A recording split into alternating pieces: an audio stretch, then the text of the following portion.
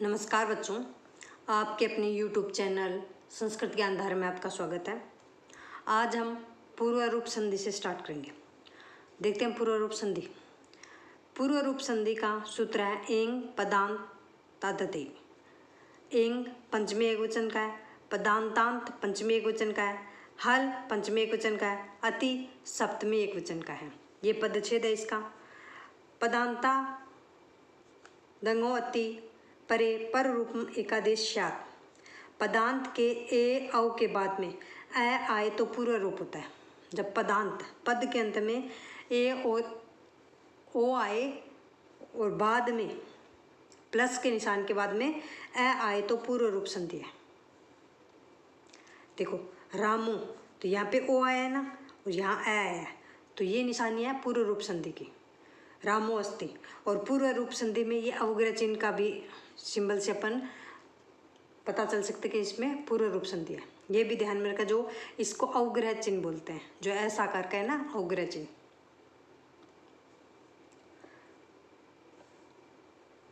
पद में होता है ये, धातु में नहीं, पद में। जो पद होगा उसमें होगा, ठीक है। पचते अतर, तो ए है और यहाँ पे ए, तो पूर्व रूप संधि हुई ना, पचते अतर, साथ में ये अवग्रह चिन्ह लगे। पूर्व रूप संधि अयादि संधि का अपवाद है। पूर्व रूप संधि है ना, वो अयादि संधि का अपवाद है, ये भी अपने को ध्यान रखना है। शिवो अर्च, तो ओ आ गया, लास्ट में आ गया, शिवो अर्च, पूर्व रूप संधि। हरे औ, ए हरे ओ।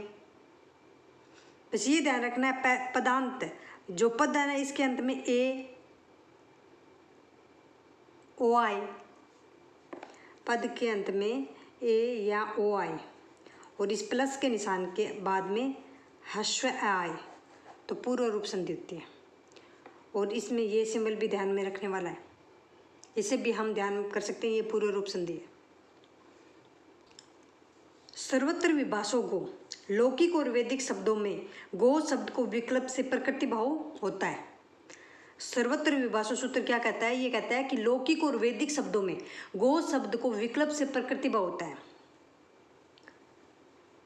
एक बार प्रकृति भाव होगा, एक बार अयादि संधि होगी, एक बार पूर्व रूप संधि होगी। ये विकल्प से होता है प्रकृति भाव। गो अक्ष, ओ के बाद में ए आया है, तो इसमें अयादि पूर्व रूप प्रकृति भाव संधि हो सकती है। गो अक्ष प्रकृति भाव संधि सीधी गो अक्ष लिख देंगे और ये बना देंगे तो पूर्व रूप संधि हो जाएगा। प्रकृति भाव संधि में कुछ चेंज नहीं होते हैं, सिर्फ वर्णों को पास पास ले आते हैं, वही रहता है। और इस पूर्व रूप में ये अवग्रह लग गया। गो अग्रम, गो अग्रम प्रकृति भाव, गो अग्रम ये पूर्व रूप संधि होगी। अवंग स्फोटायन सूत्र कहता है कि स्फोटायन आचार्य के मत से गो शब्द में अवंग आदेश होगा। अवंग स्फोटायन सूत्र है ना, वो कहता है कि स्फोटायन आचार्य जी है ना, उनके मत से गो शब्द में अवंग आदेश होगा। तो गो अक्ष, ओ के बाद में ए, तो पूर्व रूप, तो अवंग अक्ष गवक्ष, तो गोवाक्ष से दीर्घ संधि होगी। अब इंद्रेच, गो शब्द के बाद में इंद्र शब्द परे रहते अवंग आदेश होता है। गो इंद्रेच सूत्र कहता है कि गो शब्द के बाद में पहले गो शब्द होगा और बाद में इंद्र शब्द होगा, तो उसमें अवंग आदेश होगा। गो इंद्र, तो ओ के बाद में इंद्र है तो अवंग आदेश होगा। गवेंद्र बन गया ना गुण संधि से। गो इंद्र प्रकृति भाव, ये विकल्प से अपन बना सकते हैं, प्रकृति भाव और गुण संधि दोनों। तो इंद्रेच सूत्र ध्यान रखना, गो शब्द के बाद में इंद्र शब्द आए तो अवंग आदेश हो जाएगा, तो गोवेंद्र बन के गुण संधि हो जाएगी। प्रकृति भाव संधि। इदु दे द्विवचनम प्रगृह्यम, इदु दे द्विवचनम में प्रथमा एक वचन है, लघु सिद्धांत में द्वितीया, और प्रगृह्य में प्रथमा एक वचन है। इदांत द्विवचनांत प्रगृह्यम संज्ञा स्यात्। इदु दे लघु सिद्धांत कौमुदी। इकारांत उकारांत व एकारांत और द्विवचनांतों की प्रगृह्य संज्ञा होती है। ये कहता है इकारांत शब्द होता है, उकारांत शब्द होता है और एकारांत के द्विवचनांत है, द्विवचन में होंगे, उनकी प्रगृह्य संज्ञा होगी। अगर कोई पद या शब्द इकारांत हो, इकारांत ई का इकारांत, उकारांत और एकारांत और द्विवचन में हो तो उनकी प्रक्रिया संज्ञा होगी। जैसे अपन देखते हैं इकारांत शब्द, जैसे हरि प्लस ए तो इकारांत शब्द है ना ये, तो ऐसे ही बना देंगे हरि ए ये ऐसे कैसा रह जाएगा। विष्णु इमो तो उकारांत था, उसको विष्णु इमो बोला। कवि ये तो, जंपति, औस्तम, ऐसे इकारांत उकारांत शब्द होते हैं ना, और एकारांत जैसे लते तो, लबते तो, कन्यास्ते, तो इनको वापस कर देते हैं, वैसे वैसे लिख देते हैं, इनमें कोई बदलाव नहीं होता है, ये प्रकृति बहुसंधि होती है। ठीक है।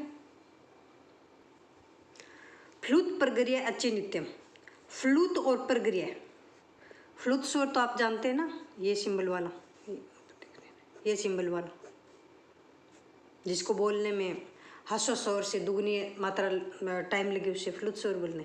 प्रक्रिया संज्ञक शब्दों में अच परे रहते प्रकृति बहुसंधि होते हैं। और प्रक्रिया शब्द अपन देखे थे इकारांत उकारांत और एकारांत शब्दों की प्रक्रिया संज्ञा होती है ना, तो एते अच्छी प्रकृत्याशु, तो अग्नि ये इकारांत है, दीर्घ अग्निति, प्रकृति भाव में ऐसे कैसे लिख दिया अग्निति, बस प्लस का निशान हटाया। वायु इति उकारांत शब्द, एकारांत शब्द माले इति, कन्या इति एकारांत कन्या इति, पचेते इति एकारांत शब्द है। तो ये इकारांत उकारांत और एकारांत शब्द, ये इनकी प्रक्रिया संज्ञा में जो फ्लूत और प्रक्रिया संज्ञक शब्द होते हैं उनकी प्रकृति बहुसंज्ञा संधि हो जाती है।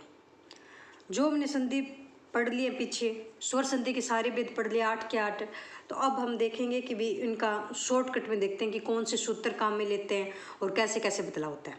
तो अपन देखते हैं दीर्घ संधि।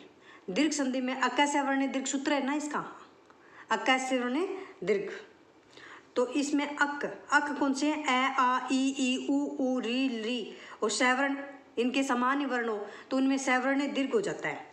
तो पहले ए आए या प्लस के बाद में ए या आए, चाहे ए के बाद में आ जाए चाहे आ के बाद में आ जाए तो दीर्घ ही होगा। चाहे छोटी ई के बाद में बड़ी ई आ जाए, चाहे बड़ी ई के बाद में छोटी ई आ जाए, बड़ी ई होगी। छोटे ऊ के बाद में बड़ा ऊ आ जाए या बड़े ऊ के बाद में छोटा ऊ आ जाए तो ये सवर्ण दीर्घ ही होगा। सवर्ण आने के बाद में इनका दीर्घ होता है, बड़ी री आएगी, चाहे कैसे आ जाए बड़ी री आएगी, चाहे छोटे छोटे आ जाए फिर भी बड़े दीर्घ होगा इनका। और लरी का दीर्घ नहीं होता तो ये सेम का सेम रहेगा। तो इसका सूत्र है अकाशावर्ण दीर्घ, कि जैसा स्वर पीछे आए, चाहे स्वर पीछे ए हो प्लस से पहले पदांत में और उत्तर पद में भी ए हो तो भी आ बनेगा, ये दीर्घ संधि का। ठीक है। गुण संधि, गुण संधि में इको यंच नहीं, सॉरी वो तो यण संधि का है। अकास्य वर्ण दीर्घ उसका हो गया दीर्घ संधि का। अब गुण संधि देखते हैं अपन, तो ए आ के बाद में ई आए तो ए बन जाएगा और उच्चारण स्थान ए का कंठ तालु है। ए आ के बाद में ऊ आए तो ओ बन जाएगा कंठोष्टम। ए आ के बाद में री आए तो अर कंठ मुर्दा। ए आ के बाद में लरी आए तो अल कंठ दंत। और गुण संधि का सूत्र है आद गुण।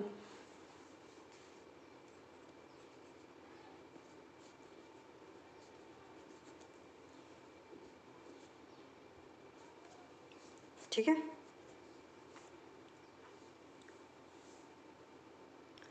यण संधि इको यण सूत्र है ना इसका, तो ई के बाद में एसमान स्वर आए तो यह हो जाता है। ऊ के बाद में एसमान स्वर आए तो वह, री के बाद में आए तो रह, लरी के बाद में आए तो ल। अयादि संधि ए के बाद में असमान स्वर या समान स्वर आए तो अया बनेगा। ए के बाद में चाहे समान स्वर आ जाए चाहे असमान स्वर आ जाए अयादि में अया बनेगा। ओ के बाद में समान स्वर आ जाए या असमान स्वर आ जाए तो औ बनेगा। ऐ में असमान या असमान स्वर आए बाद में तो आए बनेगा, और औ में समान या असमान स्वर आए तो आओ बनेगा। पूर्व रूप संधि एंग पदांत दत्ती, इसका सूत्र है पदांत में पद के अंत में ए ओ हो और प्लस के बाद में पद के उत्तर में ए हस्व ए हो तो पूर्व रूप में ए या ओ हो जाता है, और इसका ये सिंबल है अवग्रह। पर रूप संधि